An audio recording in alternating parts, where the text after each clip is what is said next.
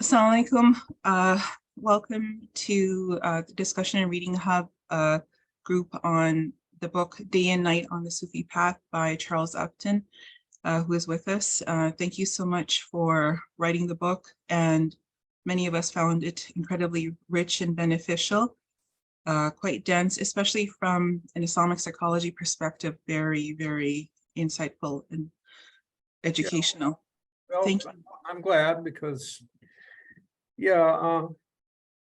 metaphysics is one pole of the whole thing, and psychology and let us say life is the other pole. So we I guess a few questions. You are also revisiting your book after some time of having written it, and I don't know if you wanted to do a little bit of an introduction, and you had mentioned that you would like to give a bit of a summary of each section. Well, And- I could do that. Yeah. Someplace I've got a table of contents. And some of us have questions, so hopefully we'll be able to ask them as they come up. But it's a wonderful opportunity to introduce the book to a wider audience. And as it connects also to your other book, The Science of the Greater Jihad. Yeah, I could start with that. The Science of the Greater Jihad, I sort of, I mined my various books. I went to all the books that had anything to do with what I call principial psychology. That's the subtitle, Science of the Greater Jihad, Essays in Principial Psychology, which simply psychology that starts with metaphysical principles. It isn't just talking about metaphysics. These are the principles, these are the levels of being, this is this.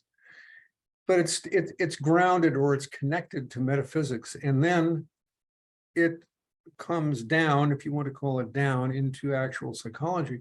So I just, it's a little bit eclectic, and I picked things from different books. Whereas with Day and Night on the Sufi Path, I said, why don't I need to write something that's entirely Islamic, that does not refer to many different religions, which I tend to do in my writing, coming sort of from a perennialist perspective. And I said, well, it needs to be entirely Islamic, based upon or connected to Quran and Hadith. But beyond that, talking about the let me go through the table of contents. The first is just an outline of Sufism, which you can get anywhere. This is just to ground it in basic information about what Sufism is, in case the reader does not know that. So we don't have to deal with that, I would think. But then a lot of what the first section is about is the Sufi doctrine of the nafs, a detailed exposition. And then the second part of it is, the major Sufi practice, as I'm sure people know, is zikr, or zikrullah, remembrance of God. And just, something about that as a practice and how it goes.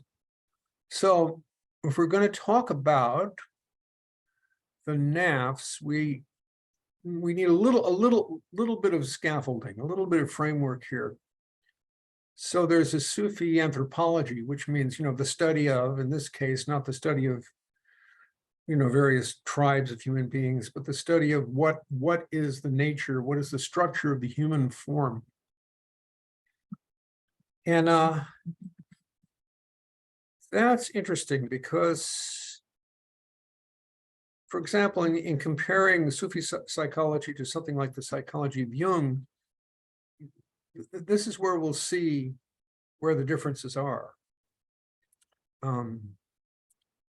So according to Sufism, the human being, we've got body, we've got soul in a pretty rudimentary form, generally speaking. The next level after the pure physicality of the body, and that's what's called the nafs. Although the nafs can go through many, many changes on the course of the path and become much more, if you say, spiritualized and much more submissive to the will of God and much more like a mirror to the truth of Allah. But let's say that the nafs starts out with being just your basic impulses. Then there's al-qalb, which is the heart, and the heart is interesting because the heart is sort of like, it's closer to what the Christians, the Western Christians anywhere, or let's say the Christians mean by the soul. The heart has to do with who you really are, and who you really are has to do with where your essential attention is focused. So the heart is the point at which it's possible to focus the central attention of the human being upon God, upon Allah. And it's often said, well, there's a war. Here we're talking about the greater jihad. There's a war going on between the ruh, which is the spirit of God within the heart. And then you can go, or within the human makeup. And you can go on and on about that. Well, is the ruh actually Allah within you, or is that, impious, and we shouldn't say that because that's like saying the human being could become Allah, and that's not right. And so is the ruh, a reflection of Allah? I mean, all these questions are important and can be dealt with, but basically I'm just coming from the hadith where hadith Qudsi, where Allah says, heaven and earth cannot contain me, but the heart of my loving or believing slave can contain me. We just leave it at that. The heart can contain Allah, whatever that may mean. You try to, figure out that later. What would talk about all the yeses and nos that come out of that later. You think Allah is present in the center of it. We do not see this usually.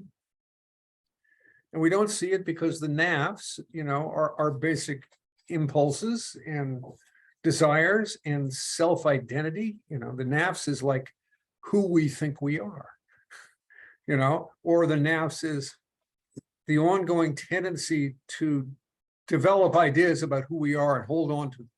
I have to figure out who I am, or I have to be this, or I have to, and that continuous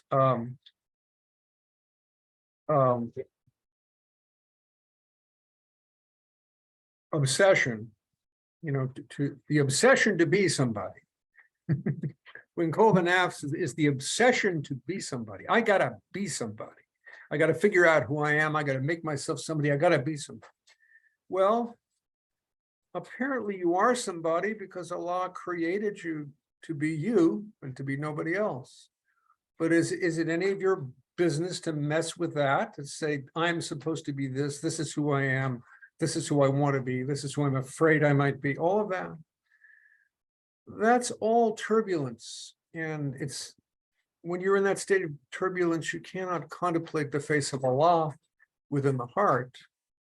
So so the nafs needs to be, we say, educated, pacified, and learn to give the heart over to the ruh, to the spirit, and be submissive to that spirit. And if so, then the nafs becomes a much more wonderful thing than it is to begin with, which is quite problematic. That's why we have a greater jihad, because it's as the Prophet said once when he and some of his warriors were coming back from a battle to Mecca. I mean, he said, well, or it may have been Medina, I may be wrong, to the city. And he said, well, now we're coming back from the lesser holy war, the lesser jihad, to the greater jihad. And they said, what's the greater jihad? He says, the war against the soul. That's the war against the obsession to be somebody. And That's what needs to be pacified. It's not our business to be somebody. If God wants to make us somebody, if he wants to make us in a certain form, which he has done and continues to do, that's his business. You know, why we don't mess with his job. You know, that's his job. So then, you know, that's basically what you've got is, you know, the nafs, al-nafs, the soul, al-qalb, and al-ruh, the spirit. And, you know, there are Sufi writers and Sufi metaphysics and Sufi anthropology that goes way beyond ruh, you know, beyond ruh. There's supposedly, you know, al-sir, you know, the secret, and beyond that is the sir al-sir, the secret of the secret. And, you know, I didn't want to get into all of that. That's very interesting, and I'm sure it's very important at one point, but it's not something that I want to necessarily get involved with because it's too complicated, and I can't speak personally to the differences between those. I could repeat what other writers have said, but other writers have said, many writers have said many different things about these terms. So I just decided to simplify it and say, there's the spirit of God within us. There's, you know, the soul that needs to be pacified so it doesn't veil the spirit of God in the heart. And the heart is the central point. It's often said the heart is the is a city where you know, which will be occupied either by the forces of the nafs or by the forces of the ruh, of the spirit. And that's where the greater jihad takes place. You know, that's true. You know, the metaphor of war works for a while, and then it doesn't work anymore because you say, well, you know, I am dedicated with all the life and the strength in me, you know, to pacifying and conquering the nafs and putting it in its place. And you got to be that serious about dealing with, you know, the nafs, because it, you know, at one level, it's the basic barrier on the spiritual path is that, you know, craving to be somebody. But on the other hand, the problem is the will to subdue, you know, and conquer the nafs ends up at one point to be part of the nafs, right? I want to be the one who conquered the nafs and who suppressed and transformed my lower self and achieved a high spiritual station. By God, I'm going to do it. Well, that's very nafsy, and the nafs can certainly latch on to that intent. It might have been a very pure intent to begin with, but it quickly becomes part of the nafs obsession to be somebody. And so the metaphor of war has to be laid aside at one point. And we go over to what we do with the nafs is educate the nafs. You know, just learn. If you do that, you know, you will defeat your own purpose. You want to reach a high spiritual station. Well, all of that craving is not going to help. So accept the state and the station that Allah put you in at a given time. Don't be so ambitious. Be submissive. Follow what Allah, you know, tells you to do, and what he gives you to go through at a given time. And that's, you know, the more direct path, you know, more direct than spiritual aspiration. So that's, you know, that's the spiritual anthropology pretty much of the Sufis in a simple form. Yeah, so we have there's a question on free will and predestination, like God's will. Why does it seem we are exercising free will to come to God and being asked to strive when it's God who's pulling you? So there's a bit of a perplexity That's one of the big eternal questions. Yeah, definitely. Well,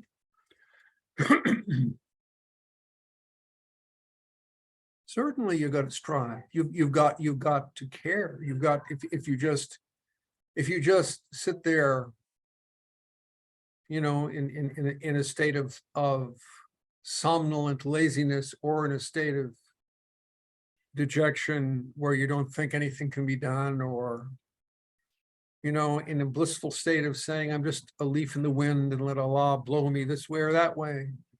Well, no, you have to give to him everything that you are, the totality of your intent. You know, that's the gift, that's the ticket to step seriously on the spiritual path. But Allah encompasses your will. Your will is free, but his will is greater. Your will is ultimately going to be seen as a reflection of his will, because his, you know, nothing happens that is not willed by him. So what actually takes place is all by his power and by his decision. But you won't know that. You'll never get to that point if you don't take your own intent seriously and make, you know, a sincere effort, you know, to follow his will. There's some background noise. I don't know if you. Yeah, let me see if I can do something about that. Hold on.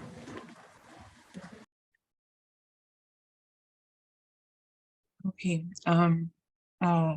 There was another question. I don't know if, oh, Mariam. Okay, Mariam was coming back in. I'll just ask. Mariam, would you like to ask your question about the one that you sent me? Or should I read it out for you? Maybe I'll read it, because several of us noticed in the book that because normally we've grown up with hearing about the devil quite a bit. That, you know, if you do this, the devil's going to be happy. If you do this, the devil's going to be angry. And we notice that you don't talk about the devil, Shaitan, or Satan very much in the book. And why is that? And then does how does his activity influence us on the psychological plane, and what's our task related to that? Yeah, well, I think that the reason I didn't talk about Shaitan a great deal is because Shaitan only has access to us and power over us through the nafs. It's the tendencies of the nafs, the weaknesses and the obsessions of the nafs that he uses. Now, of course, you know, given, you know, if you have a weakness, you know, to a particular vice, which will be on a deeper level a question of identity. I want to be the kind of person that, and then fill in the vice. You know, I want to be rich. I want to have pleasure. I want to be, you know, courageous and angry and defeat my enemies. I want these things. And then Shaitan, you know, surveys and says, oh, I see what this person is, you know, is asking for. So I guess I'll give it to him, you know, and he comes in and inflames those various desires and those various tendencies, but they have to be there to begin with. So, and, you know, certainly when demonic activities are in evidence, you know, particularly if certain paranormal things start to happen, well, it's very important to protect oneself and, you know, to use prayer, to use Quranic verses. You know, I don't know what to say about ruqya because, I don't know enough about the kind of sheikhs who do ruqya. I've seen some YouTube videos that didn't impress me as entirely healthy. There's some sheikhs who just like to deal with the jinn, and their excuse for dealing with the jinn is, oh, I'm an exorcist, I'm doing ruqya, but they just like to play around with them. So I don't, I can't say find if you can find a holy sheikh or saint or anyone whose strong point, whose skill is dealing with the jinn, and if you're bothered by the jinn, check them out. But what I wanted to say more was shaitan can only attack us through the weaknesses in our own psychological makeup. So.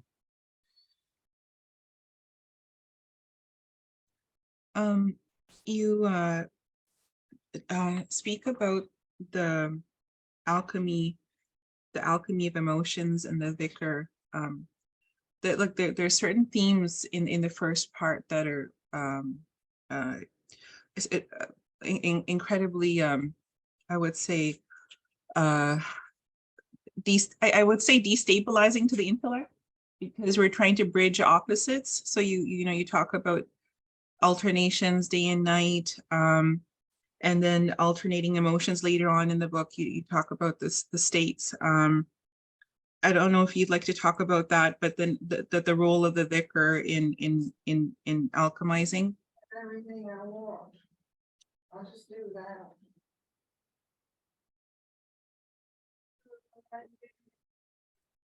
I'm sorry.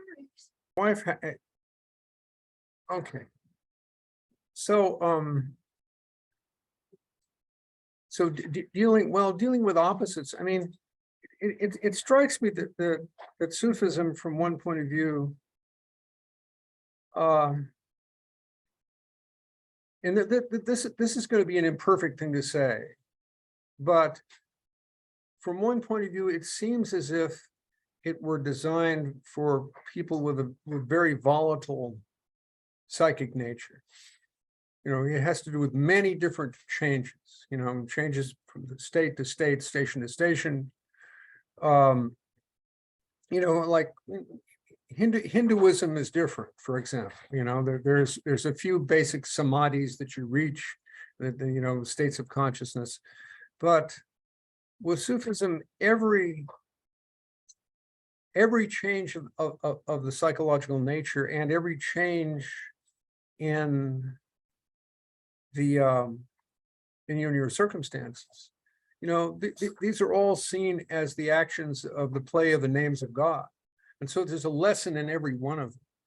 So, obviously there are high spiritual stations which are aspired to, like, sobriety and stability, and,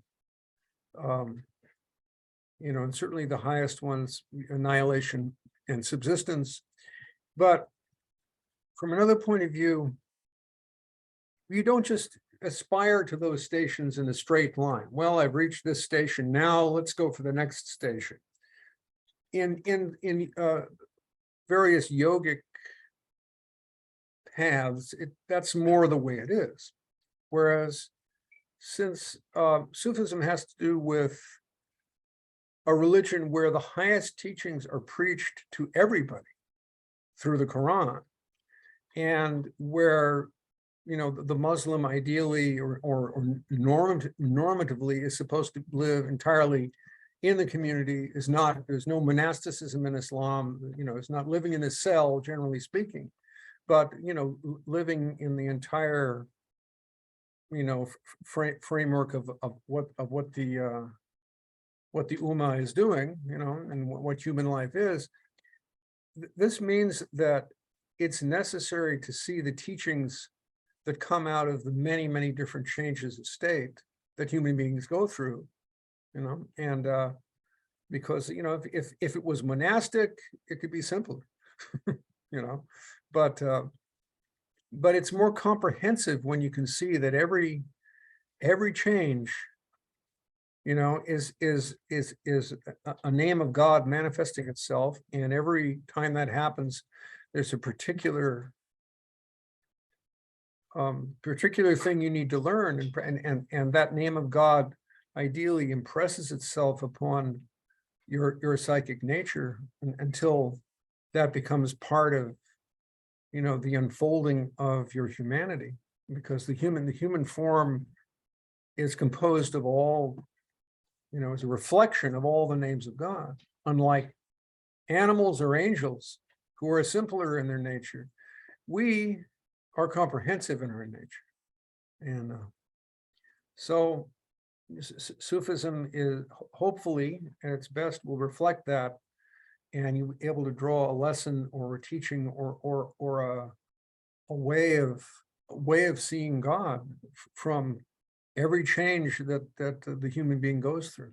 So, and you know, a lot of those are opposites, day and night. You know, expansion and contraction are the simplest to understand. Expansion, well, you know, all of the truth and all of the divinity of God is being poured into your soul, and you expand, and you know, and you see God everywhere, and all wishes are fulfilled, and this you know, this is a wonderful moment, a wonderful state. But then there's the state of contraction, which is, yeah, but that doesn't last, because things don't. And now you're in the state of contraction, and what you find is underneath all that wonder of the outpouring of God's spirit, you know, which is, you know, you can only be grateful for, you will find the residues of the nafs, the places, you know, that did not receive that. And you need to go and down again and see, well, this is what I need to repent of. These are the attachments I need to let go of, because they are, you know, this is the darker side of things was hidden under all that glorious divine grace, you know, and both of those are needed, obviously. So in fact, contraction very often happens if you have a large state of expansion. You know, watch out, the contraction will come next. You know, all the stuff, because the expansion brings the various impurities of your soul to the surface, you know, and now you got to deal with them. And that's just one example of the alterations of spiritual state that you have in Sufism, but they're innumerable. You know, there's some major ones that Sufis have written about, but they just go on forever. So. You know, one of the things that I was just because this is probably the precursor to your the Science of the Greater Jihad book, and also Shadow of the Rose, I believe. And you talk about certain psychophysical strategies for avoiding feelings that a lot of states, or because in contemporary society, these are pathologized and not really seen as states of contraction or states of self-discovery, and then, you know, things bubbling up to the surface. So I really appreciated that, and you spoke about fear, hurt, anger, sadness, and how I guess this is part and parcel of self-discovery, or the purification of the nafs and the light descending.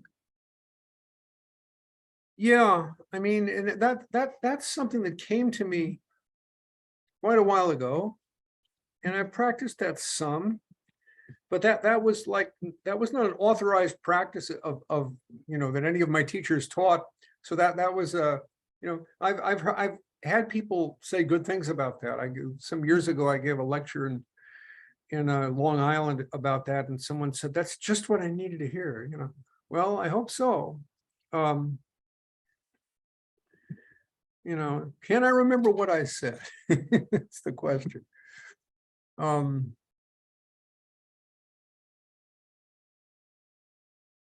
Let me see. Maybe if you could talk about because you do talk about the nafs al-amara, nafs al-lawama, and nafs al-mulhama. Yeah, I could talk about those. Let me just Yes. look up hurt and see. That ought to be the only time I use that word. Yeah, here it is.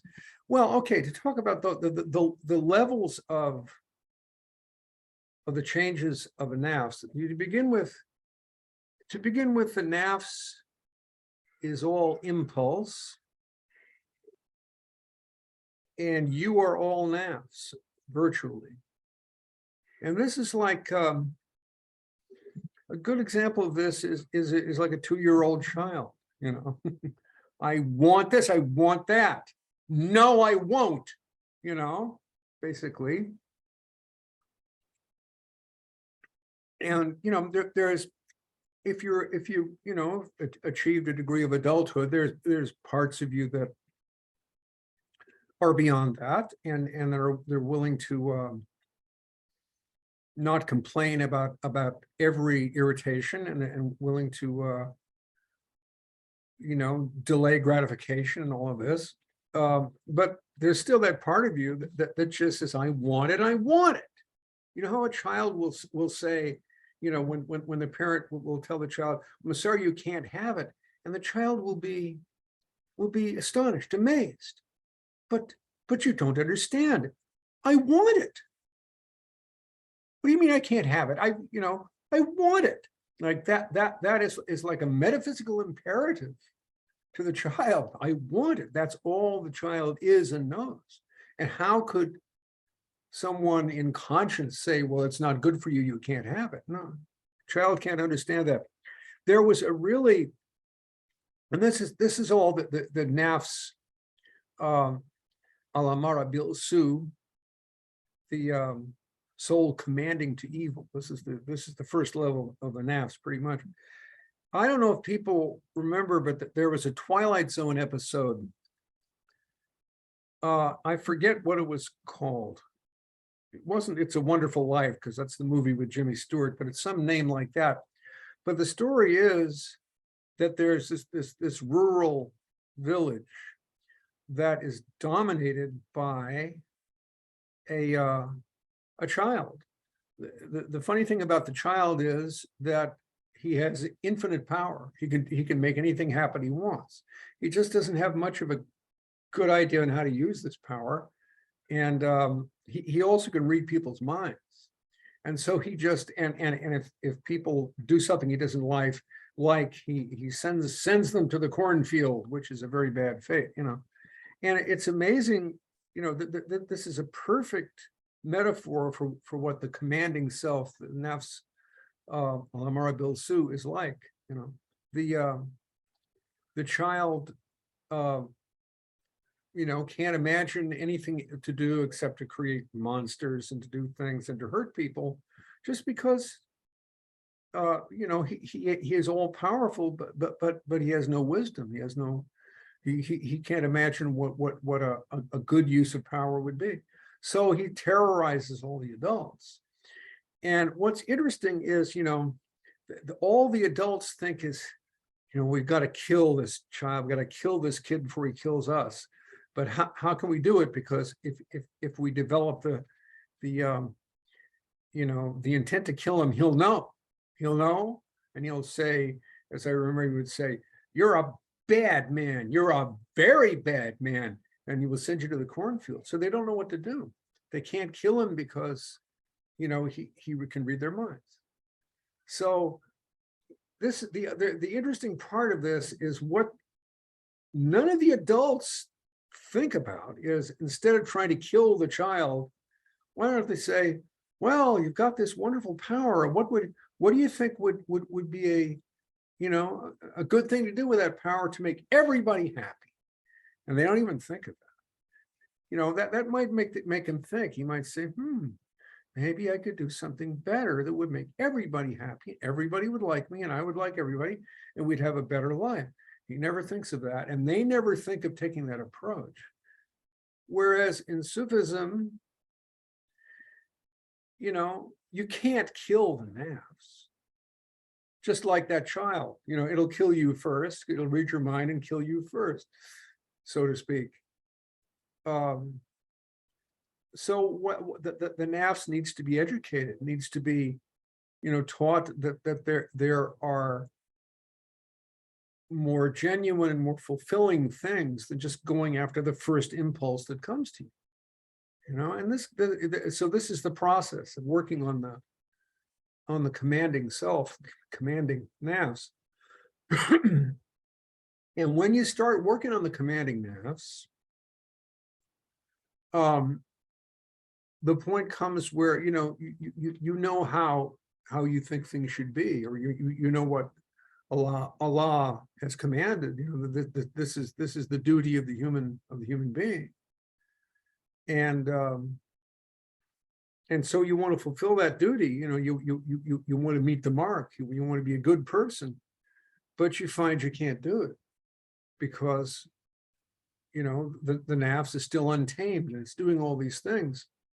But at least you've developed another level of self that isn't totally identified with impulse, because you start out, people start out with, I am my impulses. There's some people nowadays who actually try to train themselves to perfectly act out their impulses at all times, which are, people who end up, shooting a lot of people, things like this, or, who have addictions, because the feeling of saying, I want to do this, but I should do this is very painful.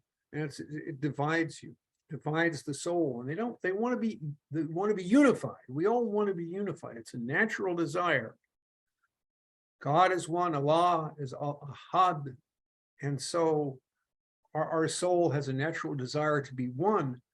But if it's one in terms of the most basic impulses that have never been educated or lifted to any higher level, this will not be a happy life.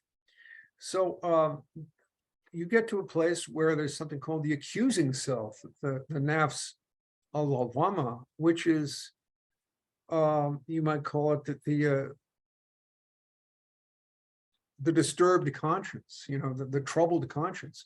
You should be better, but you can't meet the mark. You keep doing the same things over again. You keep going into the same addictions over again.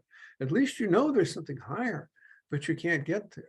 And this is where you get to the place where you realize that the will to overcome the lower self can be appropriated by the lower self. And it's, people can drive themselves crazy, saying I failed and all my imperfections, I can't live like that. And, can go to a state of despair. So there's a point in which, a mysterious point where the nafs, the soul, starts to become receptive and truly submissive to the spirit of Allah. How does this happen? Well, this is farther on the spiritual path, where you say, I'm not going to struggle with myself, kick myself all the time. Allah, I have no excuse before you, and yet you're putting me through this for a reason. You're showing me that I, by my own will, my own self-will, my own spirit, spiritual idealism and self-will, cannot control myself. So if I fail, I won't despair, though. What I'll do is say, okay, I give that control over to you. I can't do it, but you can do it. For me, it's impossible. For you, it's easy. So take me. You be my will. You be my will. You be my aspiration. The Sufi Bayezid al-Bistami was one of the well-known Sufis of the drunken school. There are some Sufis who will say, what could be higher than the state of ecstasy? And then there are other Sufis saying, well, what could be higher is the state of sobriety that comes after ecstasy. And the drunken Sufis say, yes, but sobriety, can turn into egotism and hypocrisy, and the sober Sufis say to the drunken Sufis, yes, but drunkenness can turn into insanity and self-destruction and hurting others. They go back and forth. But anyway, Bayezid was a great master. And there's an invocation that when I was with the Nimatullahi dervishes that we would do, and it was Elahi anta ta'alamu ma narid. Oh God, you know what I want. It's not like, oh God, give me what I want, because I don't even really know what I want. I know what I think I want, but you know what I really want, or what I really need. So, I will turn my desires over to you, because, and let you desire for me, because you know how to do it. I have not done a very good job desiring for myself, but what you desire for me is what I really want. So it's a very good invocation. So at that point, we're beginning to bring the nafs to the level of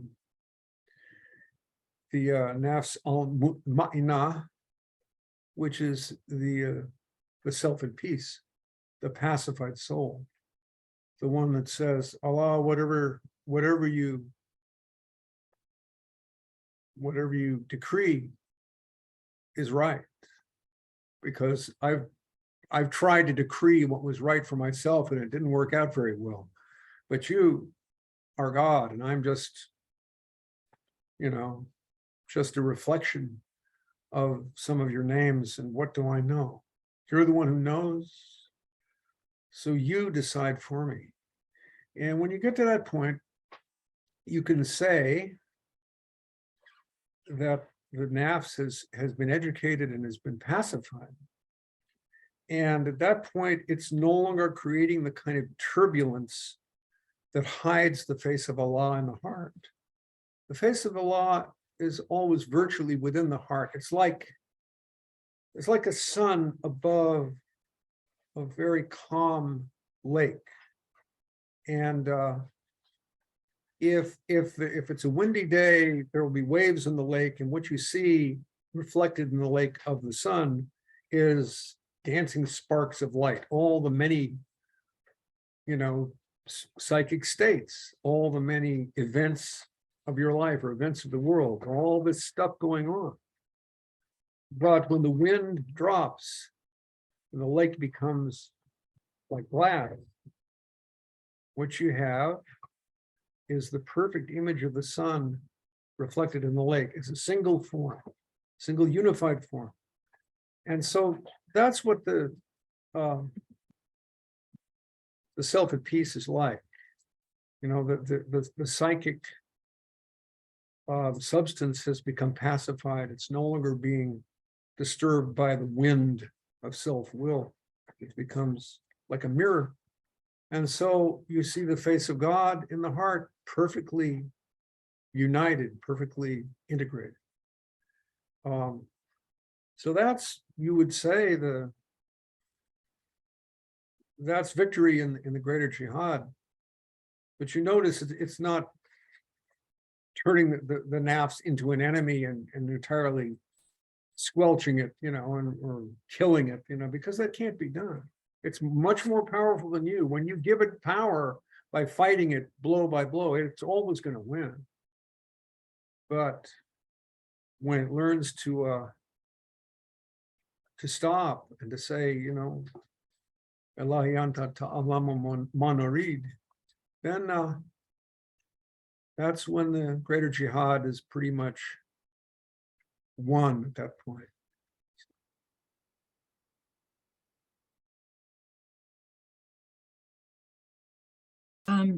You speak about ma'rifa near the in the section stages of dhikr, and there's a quote here: "To know that God cannot be known is to know God." Yeah, that's a tribute to Abu Bakr. Yeah. Yes. The limited egotistical knower is bewildered, neutralized. The unknowability of God consumes all our attempts to know God in the fire of knowledge itself.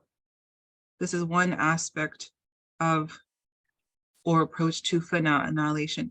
Here we no longer are invoking God's name, rather God is invoking his own name within us. Yeah.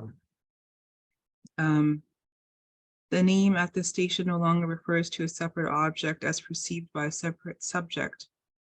God and his name are one. This is an aspect of the Ma'rifah of Allah. So I don't know if you could maybe comment about this, and then later on you speak of subsistence. Yeah, there is this object subject perspective. So, who's seeing then, after all of this, and then how do we understand our particular situation, our particular selves in that light? Well, that's, that's it's a big subject. Question is, am I there to say that? What comes to me right now when you read that back to me that I wrote once? Well,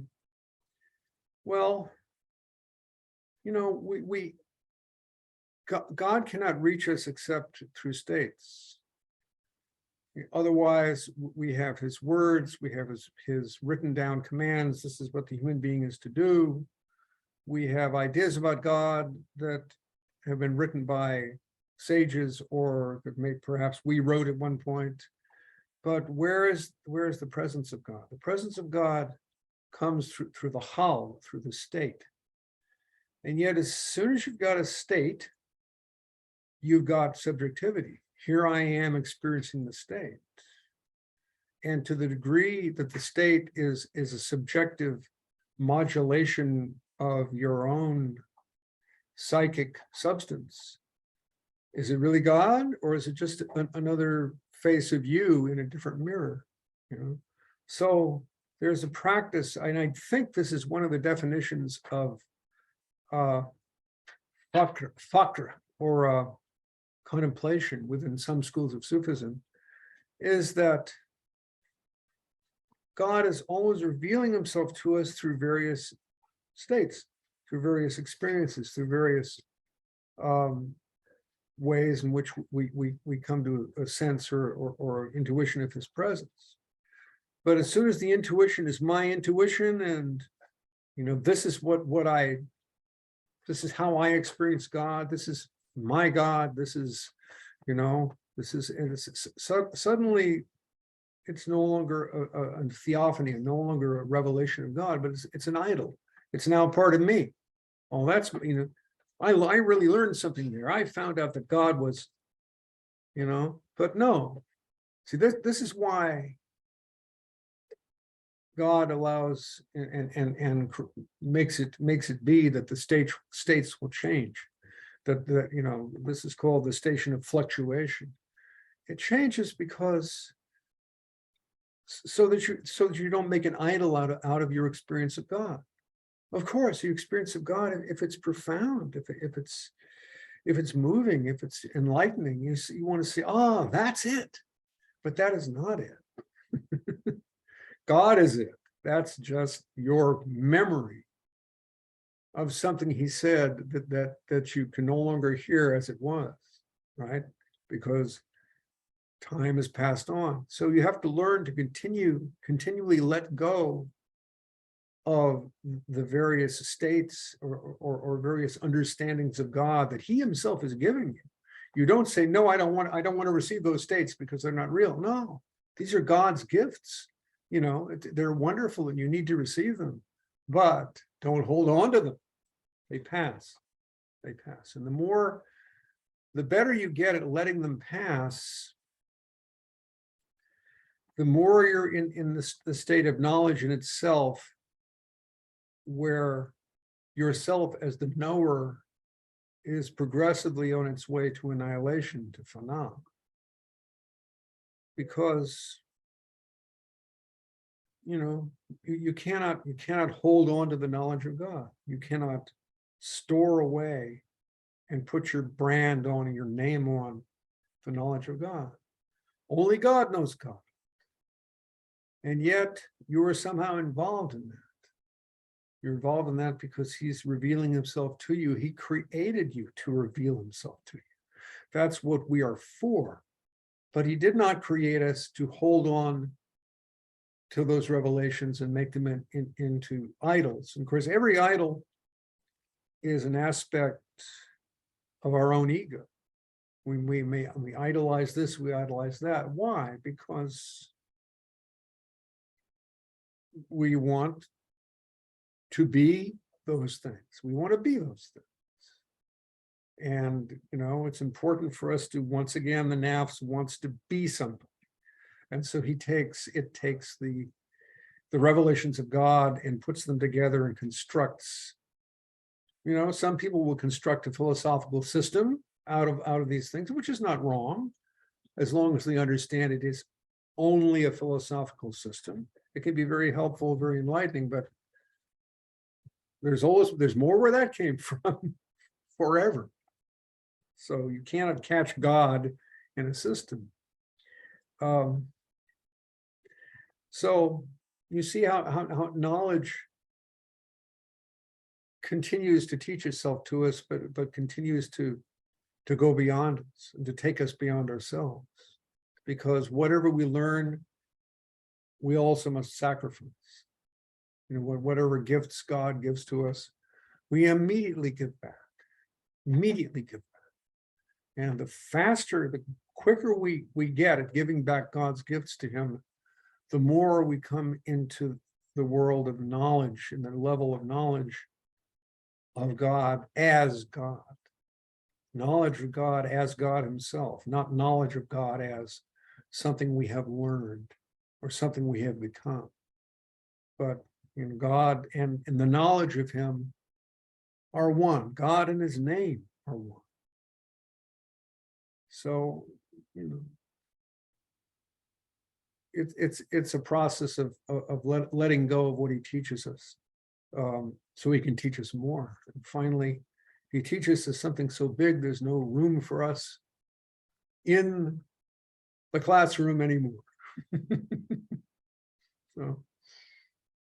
Yeah, as you were speaking, the word individuation came to mind because I was, you know, comparing how in contemporary secular psychology, there's a concept of individuation and how different that is in what you are like the potential in from the Islamic perspective, what in the Sufi perspective, what individuation is. Well, and you know, Carl Jung's idea of individuation may actually be, you know, one of the early steps in the process of you know, of fana and baka. I'm not sure of it. It could be because, you know, he was very nervous about talking about, I mean, it's ambiguous because at one point he said, you know, people ask me if I believe in God. He says, I don't believe in God. I know. And that always struck me as probably true. You know, he understood that there was a divinity, you know, beyond our, you know, all of our understandings of him, that God was real. But on the other hand, he hated to say that there was an objective spiritual reality. He had to make it all subjective. It's all the modulations of the psyche, individual or collective. And there's no point outside of the psyche through which the psyche can be transcended. So he didn't like that. So there's an ambiguity in him, you know. But to say, I mean, what is individuation? And, you know, it's in a simple way, it's not following the herd, understanding that you are somebody to begin with at this stage of things, that has your identity has something, there's almost a transcendent core in it somewhere, you know. It's not, you know, you're not yourself because you're like your group, you're not yourself because you're like your past, you're not yourself because of this or that.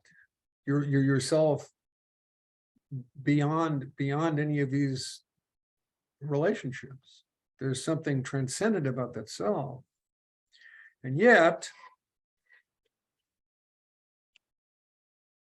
if you hold on to that, if you say, here I am individuated too much, I got individuated, walk around individuated, that's going to have to go, because that's an idol.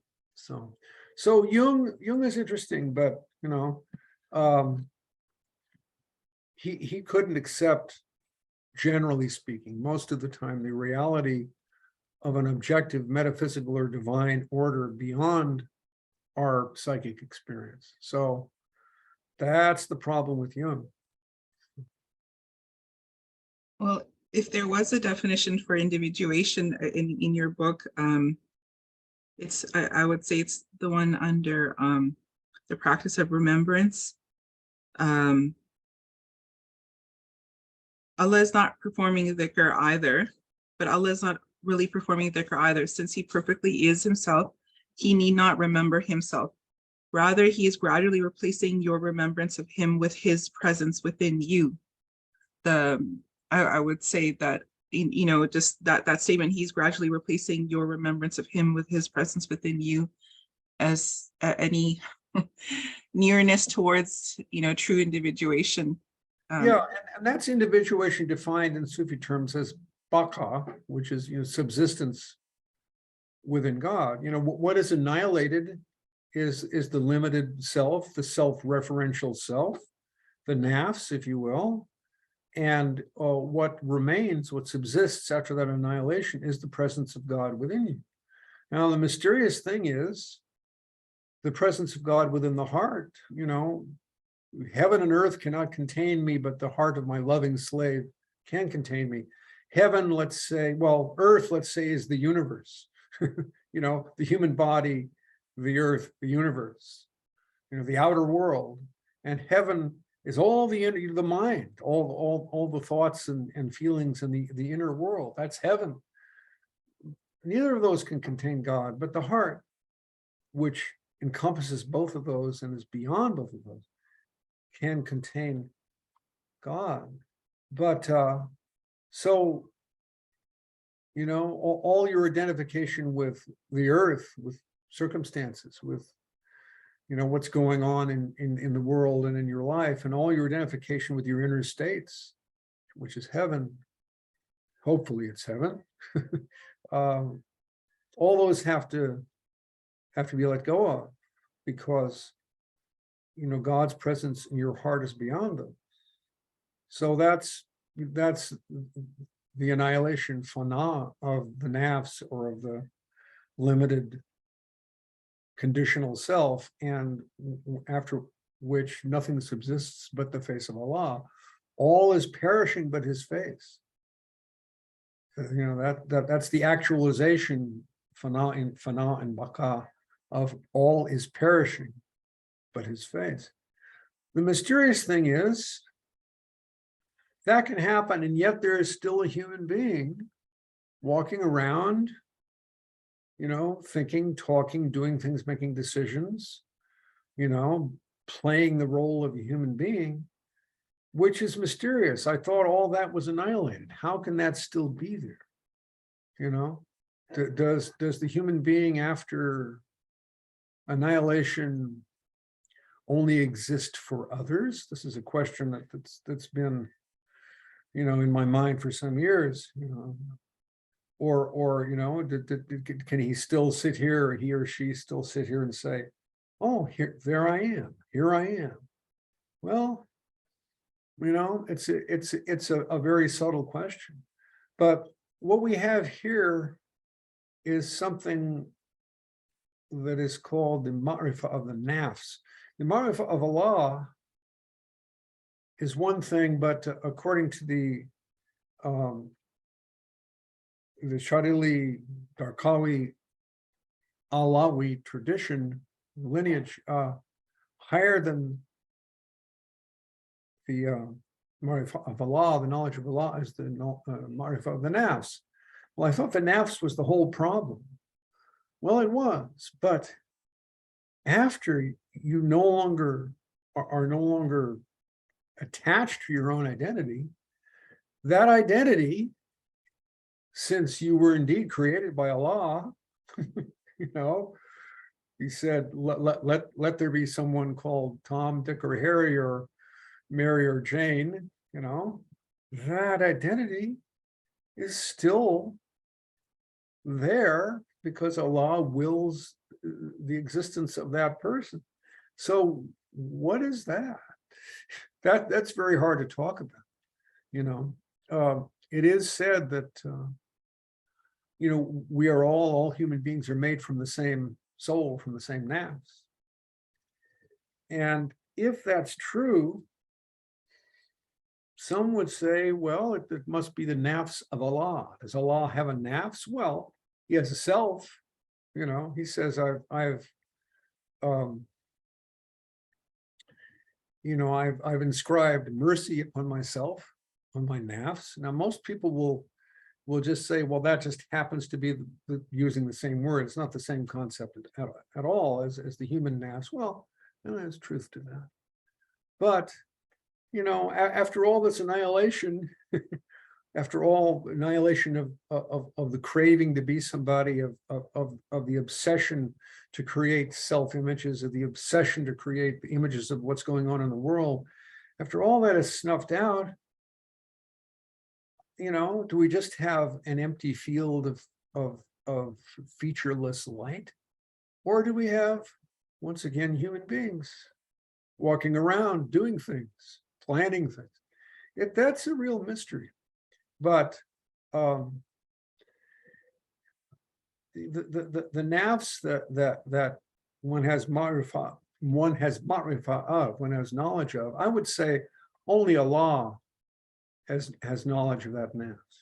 Whatever knowledge you have of yourself, the nafs has of itself, is all veils. It's all obscurities, obscurations. Whereas what Allah knows you to be, because he sees only himself, and he sees himself in the mirror of all things, which is why he created all things. You know, he was a hidden treasure.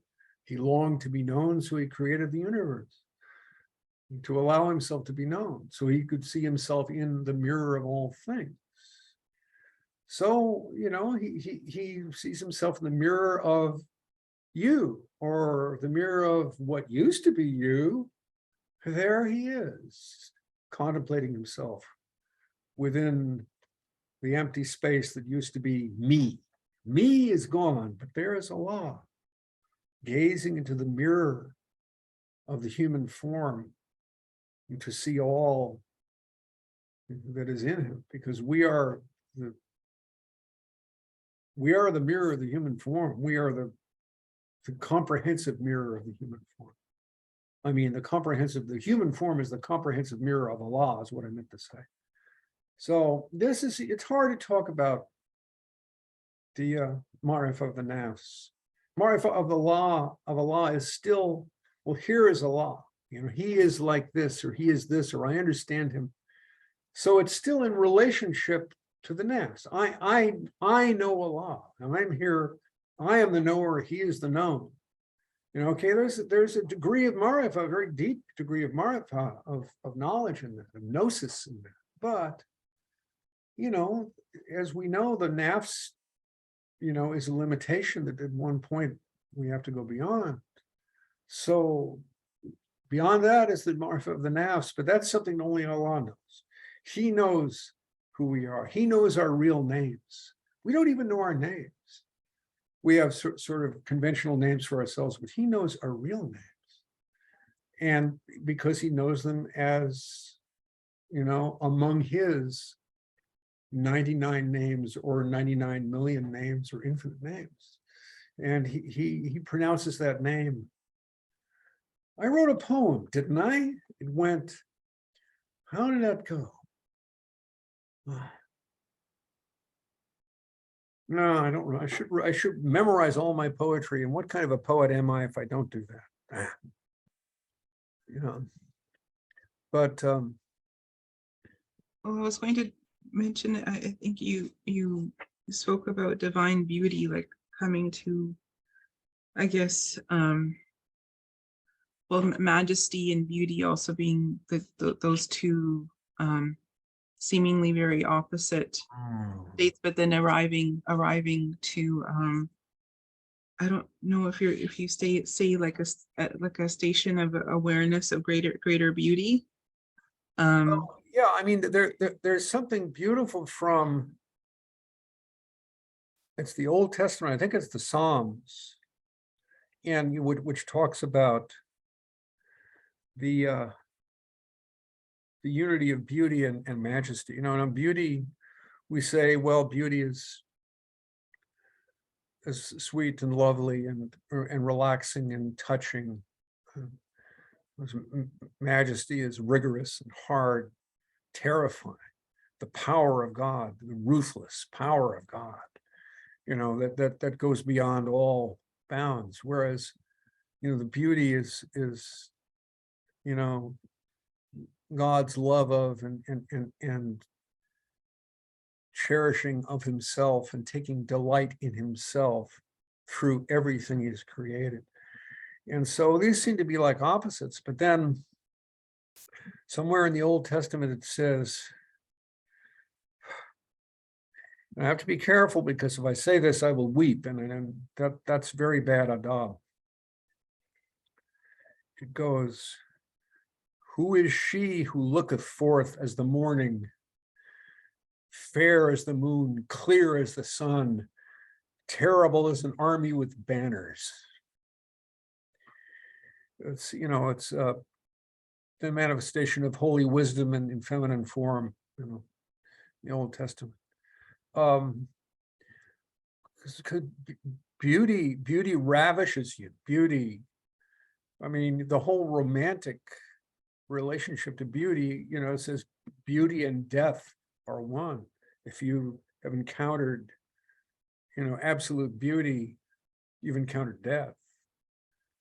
The poem of that was written by Ibn al-Qabturnu, if that's correctly pronounced. He was an Andalusian poet, Muslim poet. And whether he was a Sufi, we don't know. The Andalusian poets and the troubadours who came out of them, partly, have an awful lot of Sufic lore in them, but we don't know if those poets just, you know, except if they were actually practicing Sufis or if they just accepted that as a poetic, you know, poetic form. But it goes like this. I remembered Sulaiman when the passion of battle was deep as the passion of my body when we parted. Among the spears of the enemy, I thought I saw the tall perfection of her body. And when they bent toward me, I embraced them. So that's what you have. That's romance. And romance understands, like, you know, a few other forms, the unity of beauty and rigor, beauty and majesty. So Well, you know, this is why I really enjoyed reading Shadow of the Rose after, well, actually just I had read Day and Night before, and then I came back to it many years later. But prior to rereading Day and Night, I was reading Shadow of the Rose, and subhanAllah, it just seems to be a wonderful natural extension to this book in terms of relationship, romance, identity, beauty, and because the path can seem very for me, it can seem very in hyper individualistic to me, whereas, you know, we're in community, we're in sohbah, we're together, and it just seems natural. And there's so many issues coming up in the modern world, and I can see how curative your books have have been, at least for me, and just increasing awareness about on these issues, because we really lost that sense of romance, and I think it's because of this loss of this deeper feeling metaphysics knowledge. We lost that in the West in my lifetime, because when I was growing up, romance was there. It was pretty thinned out. It was not, at its height. I mean, in terms of literature, at least, the height of romance was the Middle Ages, and with the Arthurian romances and the troubadours and Dante, even, Dante, the Divine Comedy, and his figure of Beatrice, and that was the height of that. But it was so powerful that it took forever to fade out. And when I was growing up in the 50s and early 60s, it was still there. The hippies sort of took it and said, "Oh, romance, I like that too," and threw it into a big pile and set it on fire and danced around the fire naked. And then after that, it was nothing but ashes. It didn't all happen at once, but that was a big, there was a famous song that I forget who did it. It was a hippie song, and it was, and one of the lines was, let's see if I remember this whole stanza. It goes, "There's a rose in a fisted glove, and the eagle flies with the dove. And if you can't be with the one you love, honey, love the one you're with," which means, it's your duty to be as promiscuous as possible. That's what it said. So what's interesting, though, there's a rose in a fisted glove, and you see the it's on the album cover. It's a mailed fist, which means a knight in armor with a mail glove made of chain mail, holding a rose, which is precisely the image of medieval romance, right? And then they say, and the eagle flies with the dove, which is, that's majesty and beauty. Eagle and dove are perfect symbols of those two. So somebody understood that. But then the next thing they said is, if you can't be with the one you love, honey, love the one you're with. So, because what's important about romance is the beloved, the one and only. There's only one person for you. Well, if you look at a long life, there's going to be more than one. But in a given moment of relatedness, I mean, is Majnun going to say, well, Layla's kind of hard to get, and her parents won't let me get next to her, but there's plenty of other girls around. So that would not be a very romantic thing for him to do. So what's interesting about romance, well, I should say that I am descended, apparently, according to my mother's family's genealogy that was put together by one of her relatives, from Eleanor of Aquitaine, who was basically, she and her daughter Marie de Champagne ran what was called the courts of love in southern France. Now, this was sort of, in a way, it was a game played by the royalty and the nobility. It was, how serious were they about it? It was, you have to make court life interesting, so you'll do this. And yet what was done there had a profound effect on Western history and civilization, even though it might have been sort of done in sport. So Eleanor of Aquitaine and Marie de Champagne ran what were called the courts of love, and which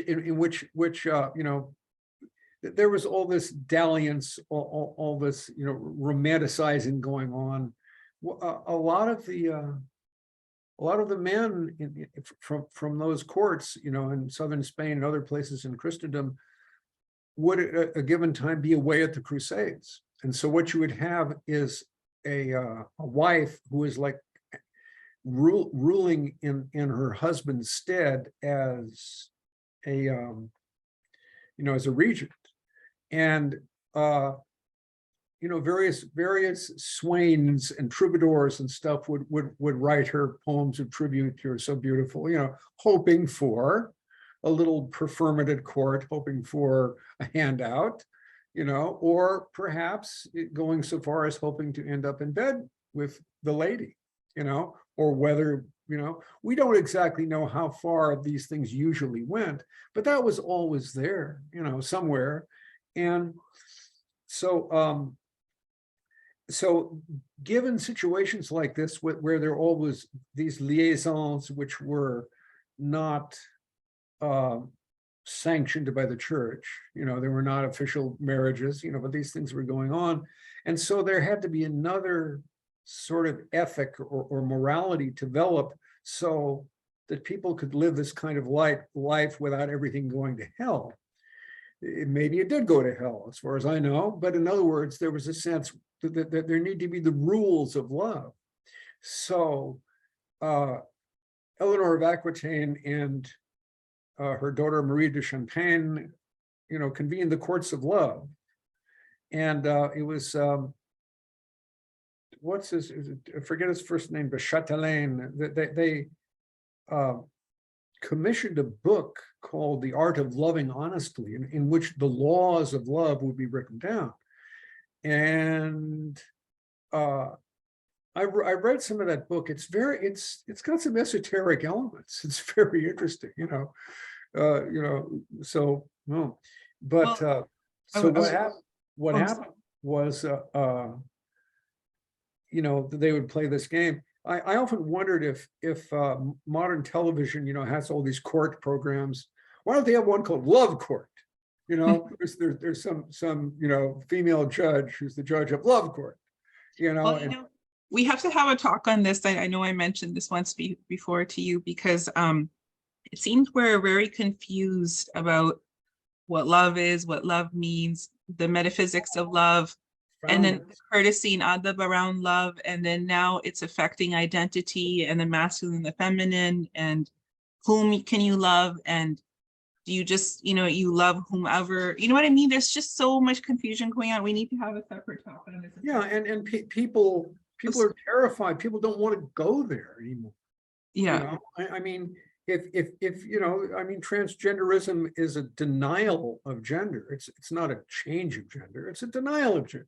Because gender is you're getting, it's hard enough to relate to somebody of your own gender, but imagine having to relate to somebody of the opposite sex, with all the different stuff. Oh God, I can't deal with it. So people just don't want to go there, and so our birth rate goes way down. Yeah, and then I'm wondering, because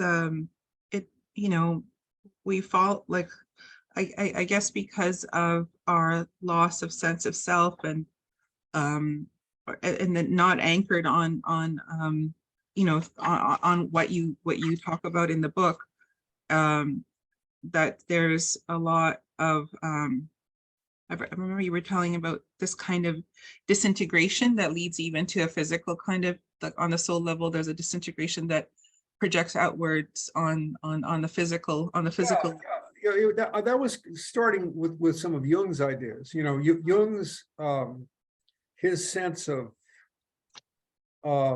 what individuation would be, or the realization of the self archetype. One of the symbols that would come about in dreams and whatever, when you're getting close to that taking that step, would be what he called the syzygy, which is the anima and the animus, the union of the masculine and feminine as a pair who are united. And that goes very deep, because that's the way the human race is.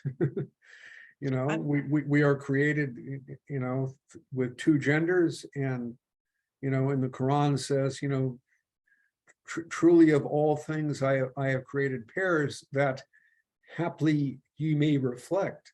What does this mean?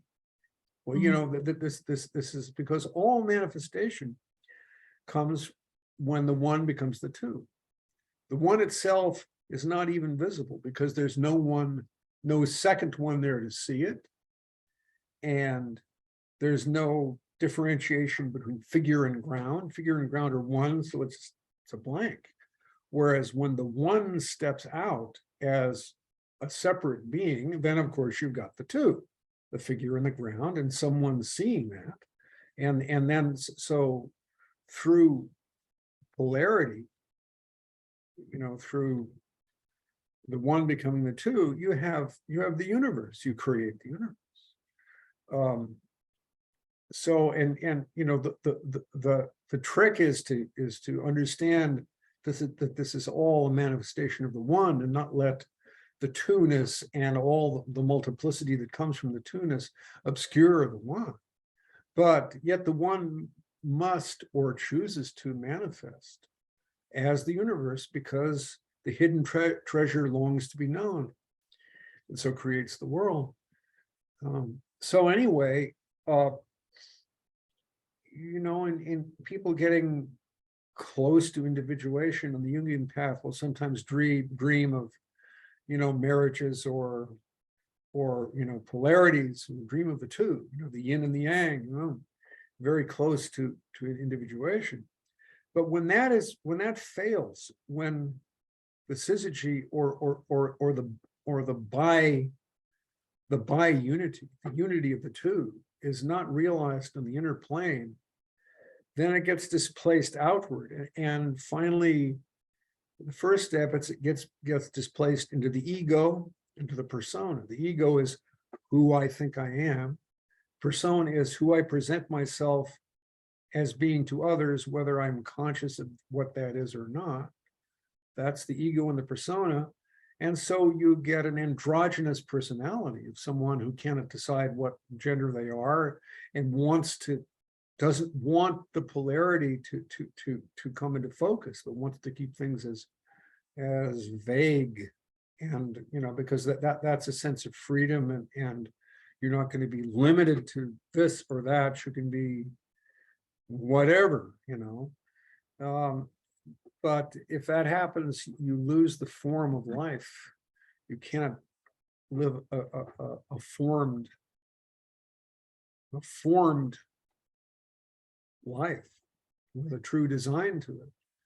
And going beyond that, now we have transgender, hormone therapy and surgery and stuff. So the inability to realize the syzygy, the polarity, gets displaced even out of the psyche entirely and into the body itself, and I remember there's a well-known writer on Islamic subjects whose name I will not use, and actually I appear in one of his books, and he's is respected to a degree. He even became a Sufi at one point. But he was all along a Trotskyite, and then the Trotskyites got co-opted by the CIA and stuff, and became tributaries to the neoconservative movement. And so he's a very strange guy who seems to be, a serious revolutionary leftist of the old school, but then you look closer, no, he's entirely an agent of US empire. And finally, at the age of 70, he decided to go trans, 70 years old, and didn't go very well. He became suicidal. He was threatening to burn himself with gasoline in San Francisco, in front of the City Hall in San Francisco. He was fighting with everybody. He wrote these amazing, really witty, really bitter, really abusive emails, which was just, they were so well done. You have to say, God, I shouldn't be reading this, but God, and I finally said to him, look, don't kill yourself. Part of me was saying, I was tempted to go along with him, and I said, don't do that. Don't kill yourself, and so he appreciated that. Now he's gone into silence. I don't know, but one of the last things he says is, I still don't know whether I'm a man or a woman. He had gender dysmorphia. At least he recognized that gender dysmorphia is a mental illness. Perhaps it has a hormonal base, but things are so politicized that you can't really get good data on that, and so, he decided, well, if I actually go all the way and become, insofar as that's possible, the other gender, then that will resolve it. But it turned out that didn't resolve it. I still don't know who I am, and that's what happens when individuation fails. So. Yeah, this is why I find the book Day and Night on the Sufi Path so profound, because it's so it cuts to the root of the identity crisis, and there's so many different kinds of identity problems. So it's very Fithric. In your appendix, you talk about the dangers of the strictly intellectual approach to the spiritual path, and I see that that's one of the major pitfalls of some approaches to spirituality and individuation that can lead to greater imbalances. Yeah, well, dare we talk about Fritjof Schumann, who has been so important to so many people, and his achievement in metaphysics was truly great, and look at the group of people he brought together, the greatest spiritual intellectuals in some ways of the 20th century. Titus Burckhardt, Martin Lings. Wow, what an achievement. And yet, when there were scandals in his group, and one of his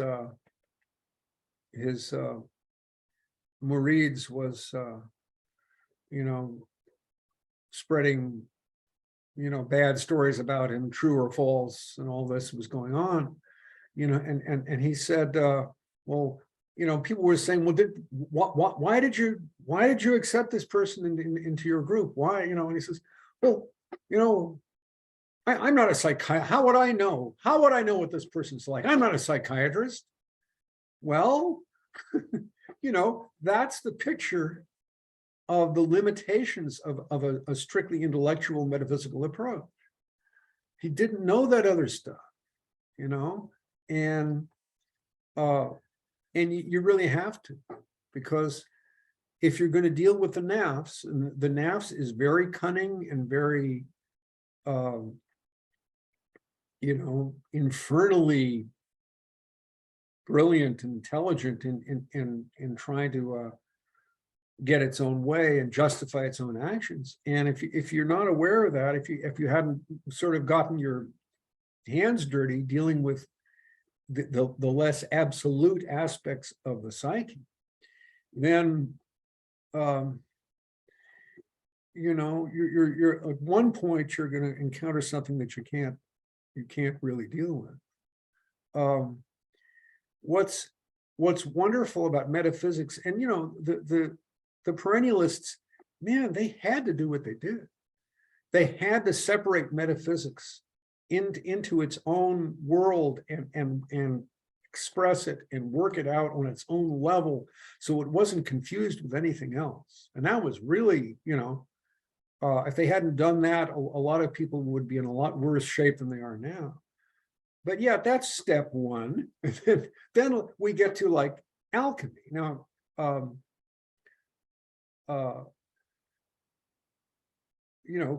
Carl Jung, and I haven't read a lot of his alchemy books.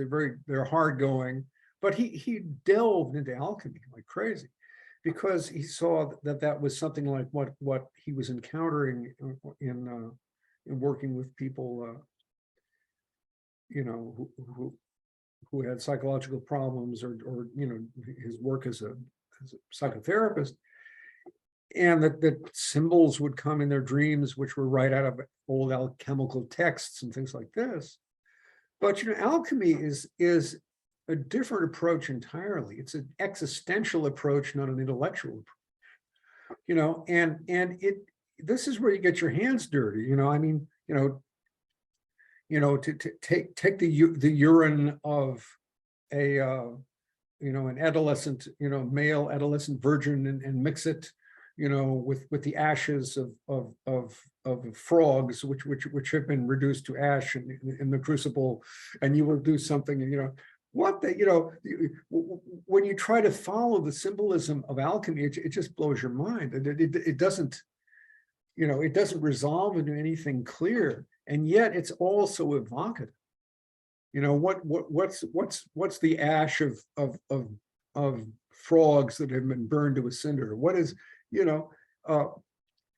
something in your psyche says, I kind of get that. That's that feeling, but you can't immediately transmute it into an intellectual formulation. On the other hand, if you just do psychology, diving into the manifestations of the psyche, particularly in very imbalanced states, you can really get led astray, because that's why the level of psychology or psychophysiology, to tell you the truth, it's also physiological as well as psychological, that is represented by alchemy, has to be grounded in metaphysical principles. Because if it's not, it's you follow that, you will be lost. And then this is the talk about a polarity. This is the difficult thing about the spiritual path. There is something which is always true, which is, it exists in a sort of a Platonic world of the names of God. And you look at that and you say, that is the truth. And you can see it, you can know it, you can reach certainty on that level. But how are you going to express that in your actual life? That's the difficulty. Then you look at your actual life and you may see something totally different, a chaotic mass of potentials which aren't realized. Are they going to be realized? What happens if they are realized?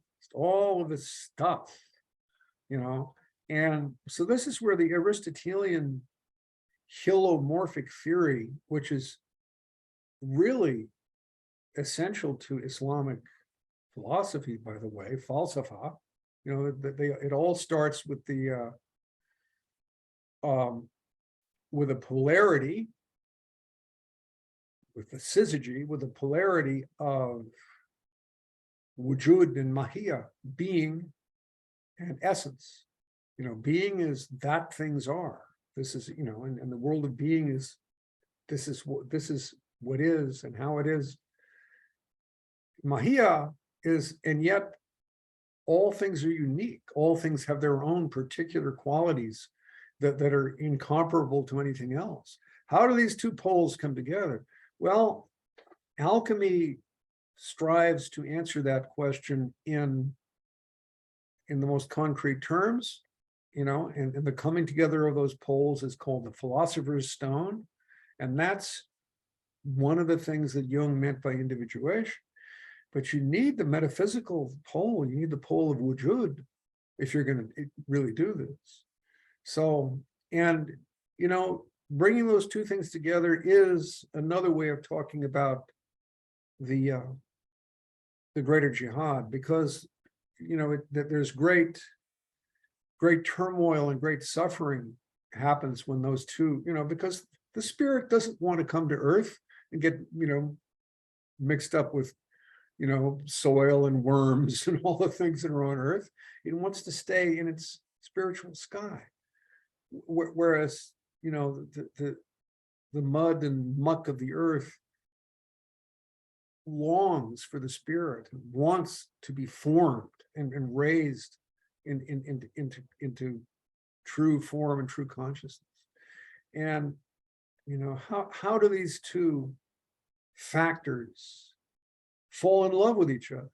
They have to fall in love with each other, you know, because naturally, without love, you know, metaphysics and the spiritual pole of things will just boil away. It will rise, you know, back into its origin and no longer be manifest on earth. Whereas, you know, the muck and mire of human life, what Yeats called, W.B. Yeats called the fury and the mire of human veins. This will just sink and sink, you know, so it sinks into hell and will be seen no more. They have to come together. I'm speaking pretty much out of the I Ching at this point. I Ching has a lot to say about how these two things come together. There's a hexagram called stagnation. Forget what, I think that's number 12, stagnation. And this is where heaven is above and earth is below. When heaven is above and earth is below, everything's stagnant because heaven wants to fly away and earth can only sink deeper and deeper. So they're pulling away from each other. But the hexagram before that is 11, which is peace, which is heaven is below, you know, and earth is above. Heaven is actually solid, was earth is broken up, but the solid, you know, archetypal real thing places itself below the world of manifestation and multiplicity, you know. And this is what prophecy is about. The word comes down to humanity, does not stay in its own angelic space, but it comes down. And think how hard it was for Muhammad when the Quran started to come. I mean, you know, this incredibly vast angel, Gabriel, appears, you know, larger than the horizon, and says, recite. He says, recite what? What? I don't know what to recite. You want me to read? You mean read? I can't read. You know, and you know, and so finally, Muhammad accepts what Gabriel tells him to say without dying. You know, he's terrified. He runs back to his wife Khadijah and says, hide me, because something terrible has happened. You know, I've seen this angel, you know, but isn't an angel? Maybe I'm just crazy. Maybe, oh God, I hope I haven't become a poet. You know, he says, not that. You know, and she says, don't worry. This is the spirit that comes to the prophets. Don't worry, you can do it. So, you know how hard it was for him to receive that Quran. He would be sitting on a camel and a surah would come to him. You know, he would break out into a cold sweat, even if it was, you know, the hottest day. And if he was sitting on a camel, the Quran was so heavy the camel would collapse, would sit down. The camel could not bear the Quran and the weight of the prophet upon it. You know, it's hard when heaven and earth come together. Nothing flowers, nothing is, you know, comes to completeness and fruition unless heaven and earth come together. But it's hard. There's suffering in it. You know, heaven and earth cannot contain me, but the heart of my loving slave can contain me. So it's only love that brings those two together. You know, intelligence doesn't do it. Will doesn't do it. Love does it. Only love. And you know, that's why if we're going to talk about psychology, it is important to talk about romance as well. So. Yeah, I look forward to talking about that. And then as you talk about the Prophet Sallallahu Alaihi Wasallam, your book on the virtues and the prophetic virtues comes to mind, as well as another very important adjunct to the study of psychology, and in terms of its successful merger between heaven and earth. Yeah. hopeful, inshallah, may we be blessed with it. I was thinking it's been almost 2 hours. Maybe we can wrap up if there's anyone else that would like to ask a I question. was just Otherwise, thinking to say that, and now, if there are any questions, we can, just let the questions carry what's left, so.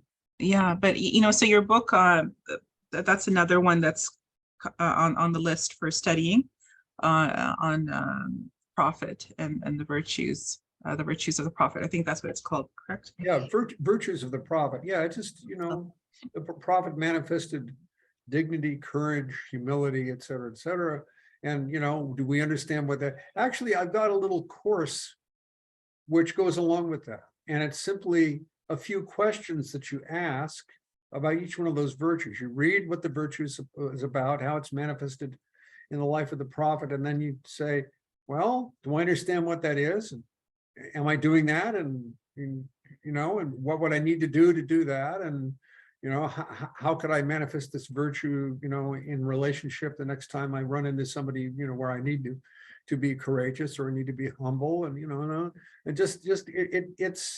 it can be done in a group, but it can be done alone with just you and your journal, where you're figuring to yourself, have I internalized these? Because, we have the sunnah of the prophet, where we make sure we brush our teeth the way he did, and we always step forward with our right foot first, and we do all these things, which is, that could be a very deep way, if it's taken in the right way, but it has to be internalized. You can't just imitate the prophet externally. You have to say, well, why did he do these various things? Well, they're because there's certain, spiritual qualities that he was expressing through these different actions, these different habits. And do I understand these spiritual qualities, and can I begin to internalize them and make them part of my soul, of my heart? So if anybody wants to see that course, I've got a PDF right here, and I can send it to him, and then you can start doing it, and see if it helps you understand my book, The Virtues of the Prophet, which I hope it does. This is sort of untested, but it's a Socratic method, more than just, this is the truth, learn it. This is like, ask yourself if you understand this. Well, definitely it's of interest, especially for us who are educators and maybe even therapists, because that's something that just on a practical level, on how to be here and to connect with a prophetic archetype in the most substantive manner, especially after, if you're wanting to work on yourself. For me, it seems to be the most practical route for Muslims. And Rasulullah Sallallahu Alaihi Wasallam, the prophet, he, going back to like over intellectualizing, there are so many hadith that just talk about the feeling element and love being the highest intelligence, and his love for divine beauty, and just embodying beauty, right, in thought and action. Yeah, and there's a hadith, and I wish I could remember the name of one of his companions, but it slips me. But it's basically, among his companions, there was this scrawny little guy that people sort of laughed at because he wasn't very handsome, and he was, and he was kind of a runt, and so people said, oh, there's so-and-so again, ha ha. And so the prophet saw that, his more exalted companions and his more, courageous warriors were kind of looking down on this guy, And so he waited to some time where, a lot of his close companions and a lot of Muslims were, there in some public space, outside.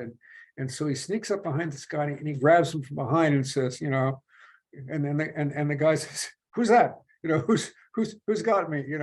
And he says, who'll buy this slave from me? And the little guy says, oh, it's you, my prophet. Oh, I fear that I'm not worth much, I'm really as a slave.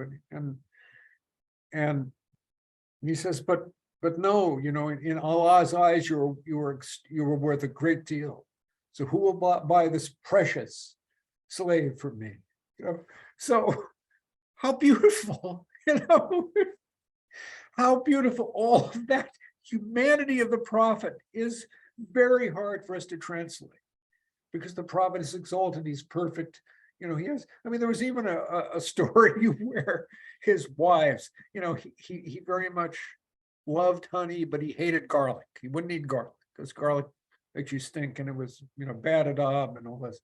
So one time some of his wives served him honey, and he was eating it, and he says, oh, this is actually garlic honey made by bees from garlic flowers, and they were teasing him, and like, how do we humanize the prophet without denying his great exaltation? And that's true of us. How do we humanize ourselves without denying the God within? It's the same thing. So, Well, I think on that note, so I don't see any more questions. I'm sure there are, and especially for your other books, they'll come up. Stop talking for 60 seconds. Maybe there will be a question. I'm done. I asked quite a bit of the ones that we had and the ones that were coming up for me, but thank you so much, and I'm looking forward to our discussions on your other books, Science of the Greater Jihad, Shadow of the Rose, and The Virtues of the Prophet. Especially my interest is in Islamic psychology, spiritual psychology, and the great benefit that they provide. Do you have a question, Fozia? Assalamu alaikum. Assalamu alaikum, Sidi Charles. Jazakallah khair for all the wonderful insights and hikmah. I have a question. It's a very basic 101 level kind of question. We read a lot about love in all the books on Sufism, and I have a really hard time understanding, love in the language of Sufism, in the language of, I just have a really hard time that, like when we say, like the Christians say, God is love, or the connection between love and knowledge. So I was wondering if you could talk a little bit about how do you understand this God is love concept, as opposed to al-wadud, which was translated as the loving, but when we say God is love as that noun. Well, he is the loving, but if he is the one who is doing all the loving, there's not going to be any love anywhere unless he's doing it. There's no love that is separate from him. And, love has to do with, so knowledge, what I say is love existentializes knowledge. We may get insights, intellectual insights, which are very profound, hopefully, but there's some way they are not yet, they don't fill every corner of everything in our lives. Here is the concept. It's a great concept. I look to it. I understand it. How is that truth going to fill every corner and cranny, nook and cranny of our lives and of the world as we experience it? Only through love. Now, what love does is give us the power to remain in the presence of majesty. God, in his essence, is, they say, if the Quran were to descend upon Mount Sinai, it would be shattered. you know, the power, you know, and then they say, if you see God as he is, let's say in his essence, you know, not simply through the reflection of his being in his various names and whatever, if you see him, you know, he will destroy, you know, he will destroy all that sees him. You know, what's that hadith, you know, see, I wish I should remember these better. You know, who seeks me finds, something like, who seeks me finds me, who finds me knows me, who knows me loves me, who loves me, I love him. Whomever I love, I kill. Whomever I kill, I myself will be his blood price. Will be the, you know, the price that is paid in an intertribal feud when the member of one tribe kills another, right? I myself will be his blood price. That's once again the romantic relationship of love and death. Love, you know, whom I love, I kill. So God's presence is formidable, but love gives us the power to stand in that presence without being blown to 1,000 pieces. Because God wants us to be here as the mirror of him. He wants that. That's why he made us. And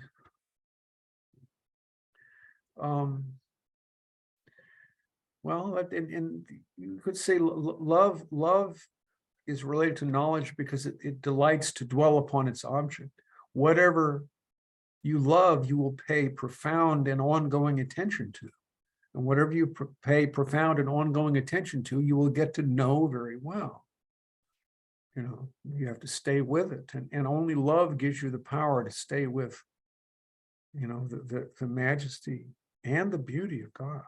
Because otherwise he is just too much.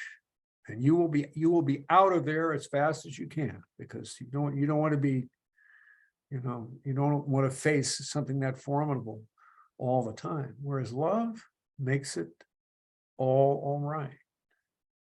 You can be with him if there is love. Otherwise, you may have some ideas about him, which may be true, but on their level, but no, you can't stay with it.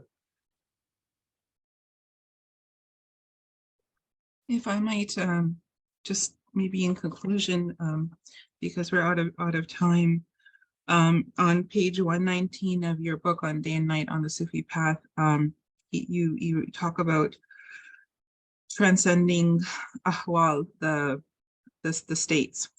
You say here, it is nonetheless true that whenever an opposition is transcended or synthesized within the heart, the result is a deepening of spiritual peace. Consequently, each station that is based on a synthesis of two paired spiritual states can be seen as an element of the Sakina, the divine tranquility which carries us into the presence of Allah with ever-increasing constancy and depth. This is how the Sakina opens us to the degree of Mahabba, or divine love, the kind of love that lies beyond passion and possessiveness and beyond willful sacrifice as well, ultimately opening us to the ma'rifah of Allah, the divine knowledge that this divine love progressively warms, moistens, and cultivates till it bursts into full flower. Knowledge does not take us beyond love. However, knowledge itself is the perfection of love. Yeah, well, One of my favorite passages in the book. yeah, I mean, who knows where that came from? Wow. MashaAllah. You know, it's like if you start out as a poet, you know, this is what happens. You'll write something and you'd say, me? Did I write that? You know, where did that come from? You know. Well, thank you so much, Brother Charles. Really, really appreciate this time that you've gifted us, and looking forward to some of the other topics that we talked about and we'll hopefully discuss. And and your other teachings, inshallah, on your other books. And Yeah. it's just, It's interesting that, you know, you and some other people chose the books that all resonate with each other, you know, because the Science of the Greater Jihad, Day and Night on the Sufi Path, Shadow of the Rose, and Virtues of the Prophet do all echo each other, you know, and I wouldn't necessarily have seen that because I wrote them at very different times and different circumstances. So thank you for showing me how, you know, those in some ways make a greater whole. yeah. Well, thank you so much, and inshallah we'll meet again. Jazakallah khair, and assalamu alaikum. Wa alaikum salam.